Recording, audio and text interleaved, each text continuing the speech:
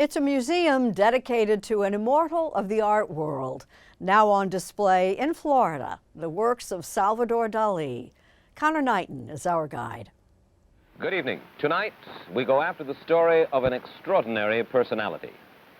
He's Salvador Dalí, the great surrealist painter who sees the world through surrealist eyes. When Mike Wallace interviewed Salvador Dalí in 1958, the painter seemed to believe that he might live forever. What do you think will happen to you when you die? Myself no believe in my death. You will not die? No believe in general in the death, but in the death of Dalí, absolutely no. Not. Greetings.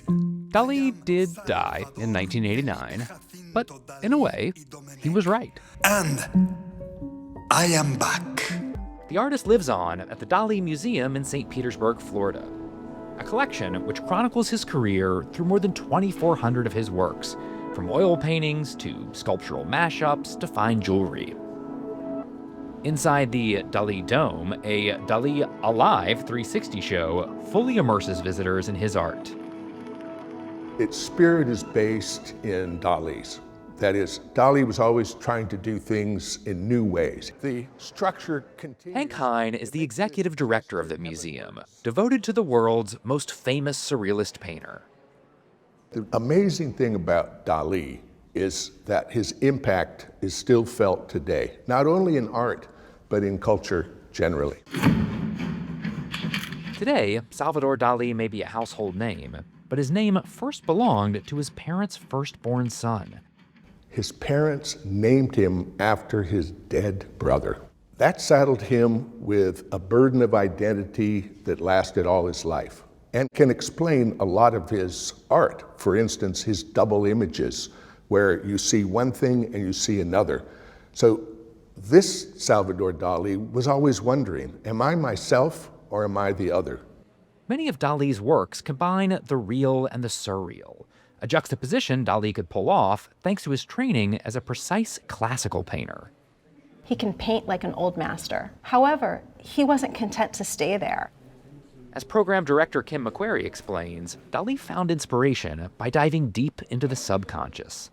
He was very interested in the writings of the Austrian psychoanalyst Sigmund Freud. And so when he cuts the drawers into the Venus, what he's imagining is, what would happen if we could go up and open the drawers and look inside someone to see what really makes them tick? As far as ticking goes, Dalí's famous painting of melting watches, The Persistence of Memory, is actually at the Museum of Modern Art in New York. But his follow-up is here, hanging in a museum in a state Dalí never even visited. Did Dalí have any connection to St. Petersburg, Florida? He didn't have any connection to St. Petersburg. What he did have were two very big fans. A wealthy Ohio couple, Eleanor and Reynolds Morse, bought a Dalí painting to celebrate their first anniversary, a purchase which kicked off a lifetime of collecting and friendship. They acquired everything from Dalí's early Cubist paintings to his later larger religious-themed canvases. They loved Dalí so much that they bought only Dalí for 4 decades and were able to put together what is the preeminent collection of Dalí in the world. When the Morse family decided to donate their collection in the late 70s, they were insistent that it all go to one location, but no museum stepped up. After the Wall Street Journal wrote an article, "U.S. Art World Dilly-Dallies over Dalí's," the people of St. Petersburg said, well, heck, we'll take it.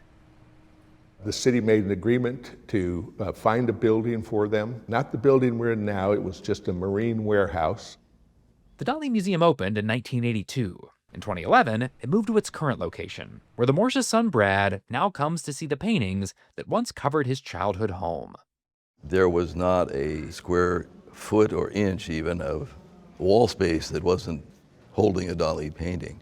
So this was hanging in your childhood bedroom? Yes.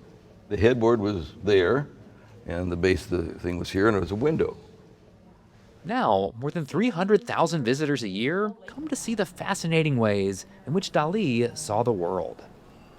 Dalí had a really great quote, and I think it's indicative of how he saw himself and how he saw the world, and that was, "I don't do drugs, I am drugs." I love that. He thought that seeing as he did would absolutely change your perspective. Dalí was perceived as an eccentric. Especially in his later life, he was known just as much for his wild persona as he was for his art. Here he is in a commercial for chocolate. Du chocolat Lanvin. There is a Spanish. But in death, his work has gained greater critical appreciation. I think the height of his fame is not over. Dalí's star is still rising in the world, largely because of what he suggested in his art about the ability to see the world in a different way, something that we really need in this world today.